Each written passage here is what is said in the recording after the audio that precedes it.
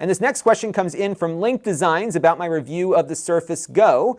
Link Designs has been seeing a lot of reviews on this product, and they have ranged from it being terribly slow and complete garbage to people like me who thought it was really good. And he's wondering, what's the deal here? What is the right answer on this device? And I can tell you, I am really happy with it. And here's why. First of all, it's very portable, very lightweight, but it is a full Windows PC. And what I'm going to be using this for here in the studio is a lot of stuff because it is running the full version of Windows in a very compact form factor. But right now we're actually running with my NewTek NDI browser application here, so I can go in and look at all of my TriCaster output here. Because this is running Windows and supports everything Windows does, I can really use this as a useful production tool here on the channel. And this is just one of the things that it does. And I think what they did right here was that they chose the right processor for it, and they didn't over-market this like they did the Surface 3 a couple of years ago. So I wasn't very crazy about the Surface 3, primarily because I didn't think it lived up to the advertising hype. This one, I think, marketed the device more appropriately, and I think they set expectations appropriately. And that's often how I review things, is I look at what is the manufacturer selling to customers, and does this live up to that expectation? So check out this from the Surface 3.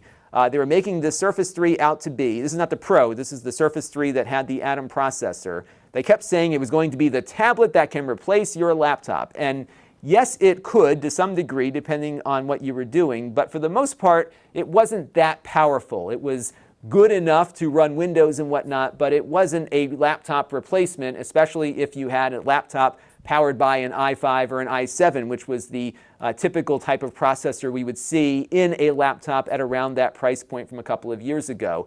This one is much more realistic. Low price, right off the bat here is what they're promoting here in their press materials.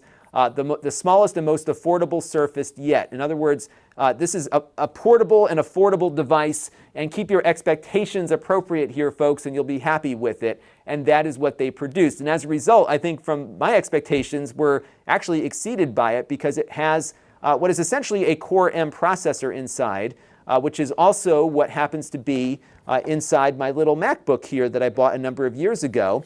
And because the little MacBook has the Core M from 3 or 4 years ago, this new one runs a lot faster. It feels very snappy for what it is, and it's able to do things that the other Surface couldn't do as well, and I'm really quite pleased with what we saw in my testing of it. So I think if you're coming into this with the right expectations, this is something I think that can be very useful. Now, the one I reviewed that's on the desk here is the $399 entry-level model. I always like to buy the low-end devices, one, because they cost less, but also that is the price that they're advertising all of these features against. In hindsight, I probably would have gone with the more expensive one that had more RAM and a slightly faster hard drive, but I'm pretty pleased with it overall. I mean, applications do load up maybe a little bit slower than they would if I had the faster device with more RAM, but for what I'm going to be doing with it, which is not being my daily driver PC, but something we're going to use here around the studio for different things, I've been pretty pleased with this overall. But I think a lot of people who are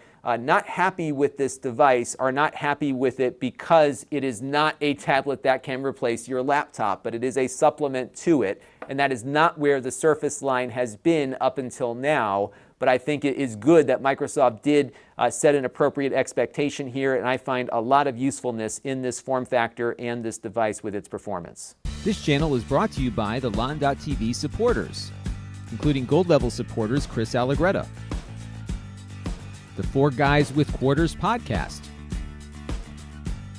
Tom Albrecht, Bill Reiner, and Kalyan Kumar. If you want to help the channel, you can by contributing as little as $1 a month.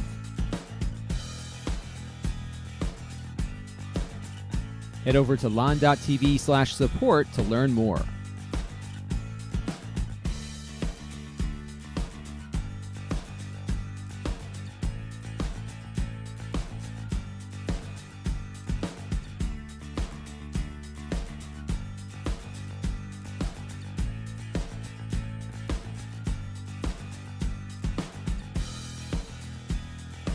And don't forget to subscribe. Visit lon.tv/s.